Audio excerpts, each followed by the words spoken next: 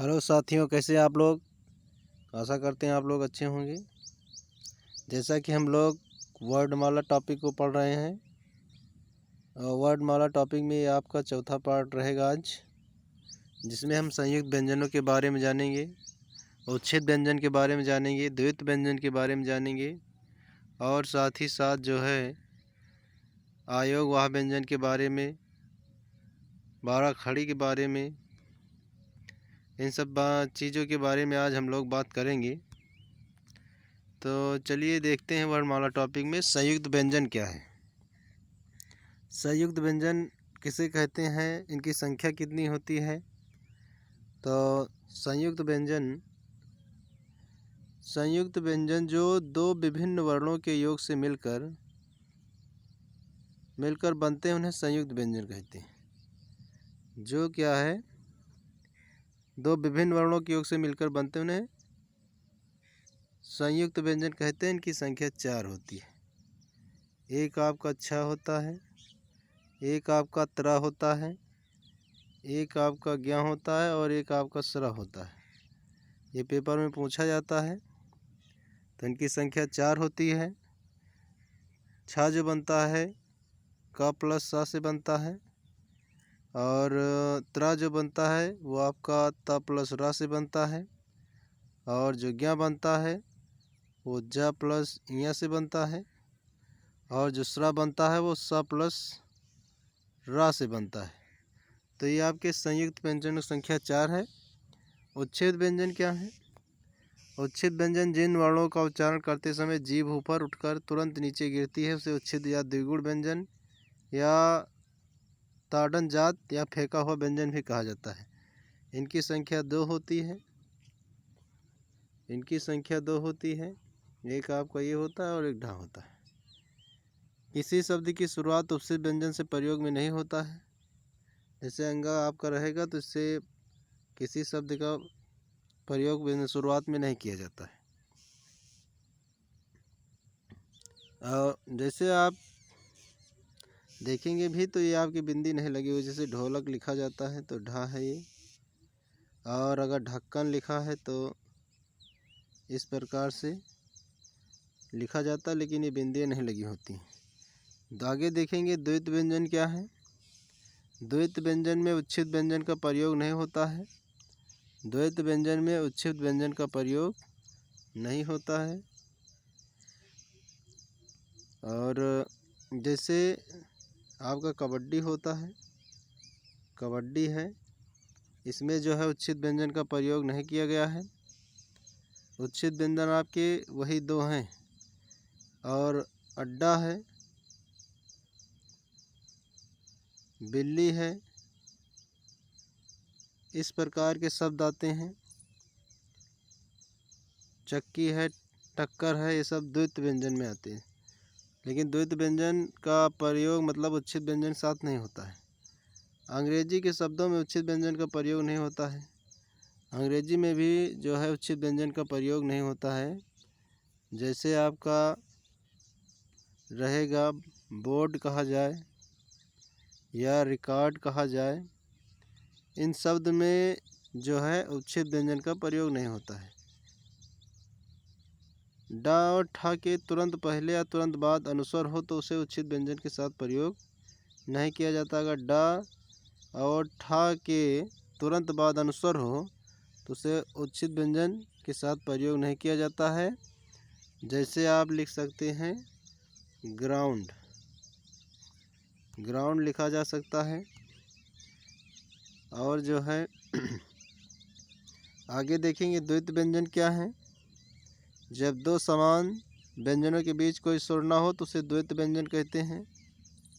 जैसे आपका मान लीजिए आ जाता है सत्ता है, आपका धक्का है, ये सब आपके जो हैं द्वैत व्यंजन में आते हैं। अड्डा है, कुत्ता है, बिल्ली है, कलकत्ता है, खट्टा, मक्का, पक्का, लस्सी, रस्सी, पत्ता, ये आदि जो जितने भी शब्द आते हैं ये सब आपके द्वैत व्यंजन में आते हैं। आगे देखेंगे, बात करेंगे आयोगवाह व्यंजन। जो वर्ण आ से जो वर्ण आ योग से बने हैं किंतु व्यंजन के लिए अर्थ प्रकट करते उन्हें आयोग वा कहते हैं। इनकी भी संख्या 2 है, अन और आहा।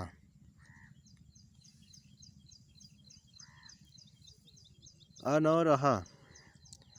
अन क्या है, इसको अनुस्वार भी बोला जाता है और आहा को विसर्ग बोला जाता है। अन को अनुस्वार और आहा को विसर्ग बोला जाता है। आगे बात करेंगे आगत व्यंजन क्या है। इनका प्रयोग अरबी और फारसी शब्दों में किया जाता है। जैसे आपका ये जा होता है और ये आपका एक फा होता है, ये सब जो है आगत व्यंजन। इनकी भी संख्या 2 है। बलाघात या स्वराघात व्यंजन क्या है। शब्द बोलते समय अक्षर विशेष पर तथा वाक बोलते समय शब्द विशेष पर जो बल दिया जाता है उसे बलाघात कहते हैं। इसका प्रयोग कविता, भाषण, गीत में प्रभाव पैदा करने के लिए किया जाता है, तो यह आपका बलाघात हो जाएगा, स्वराघात कहलाएगा। जिसमें जैसे किसी कविता, किसी भाषण, किसी गीत में प्रभाव जो उत्पन्न किया जाता है उसमें बलाघात स्वरों से कहा जाता है। 12 खड़ी क्या है।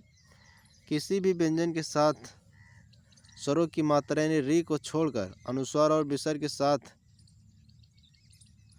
के साथ लिखने वाले को क्या कहते हैं, 12 खड़ी कहते हैं। जैसे आपका आता है आज से आह तक का आ जाएगा, आ से आह तक का री को छोड़ कर के, तो इनकी संख्या जो होती है 12 होती है। 12 खड़ी में आप लोग पढ़े भी होंगे। अनुतान क्या होता है। भाषा के बोलने में जो उतार चढ़ाव का बोध होता है उसे अनुतान कहते हैं। जैसे आपका हर्ष है, शोक है, आश्चर्य है, घृणा है, तिरस्कार है, जो आदि भाव व्यक्त करने के लिए अनुतान का प्रयोग किया जाता है। जैसे क्या आप आ रहे हैं, हाँ मैं आ रहा हूँ, ये सब आपके होते हैं। आगे देखेंगे बिना खड़ी पाई वाले व्यंजन। ये होते हैं आपके डा, छा, टा, ठा, अंगा, ढा, रा, दा, हा, ये सब बिना खड़ी पाई के जो हैं व्यंजन हैं।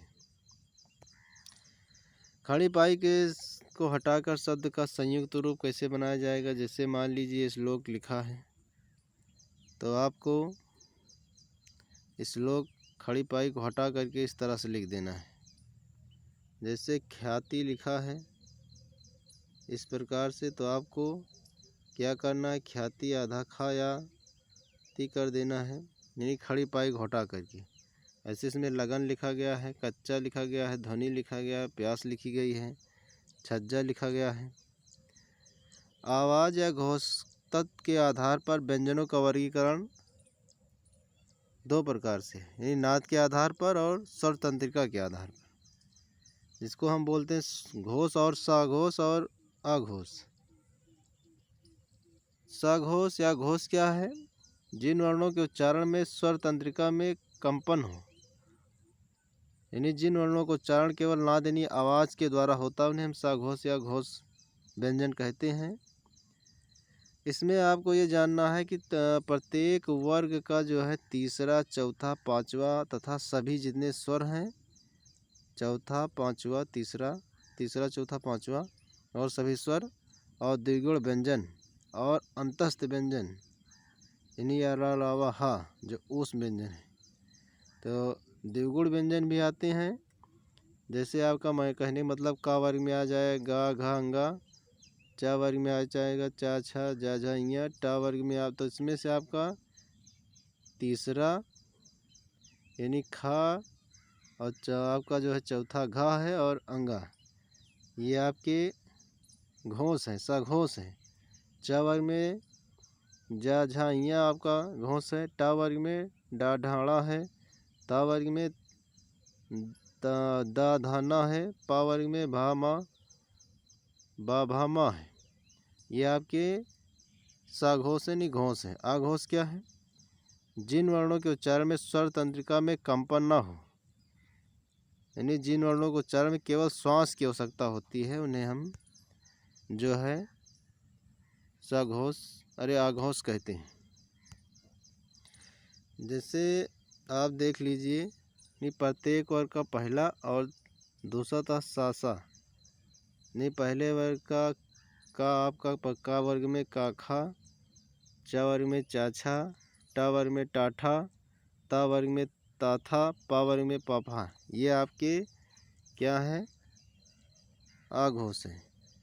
और ये जो आपके पहला वर्ण, पहला, तीसरा, चौथा, पांचवा जो आपका है, ये आपके जो होते सघोष होते हैं। ध्यान रखना है कि तीसरा, चौथा, पांचवा सभी स्वर और द्विगुण व्यंजन जो होते हैं और अंतस्थ जितने होते हैं वो सब आपके सघोष कहलाते हैं। तो ये आज आपकी क्लास है, आप लोग इसे अच्छे से पढ़िए और ये क्लास आज के यहीं तक रहेगी। इसी के साथ मैं अपनी वाणी को विराम देता हूँ। जय हिंद, जय भारत।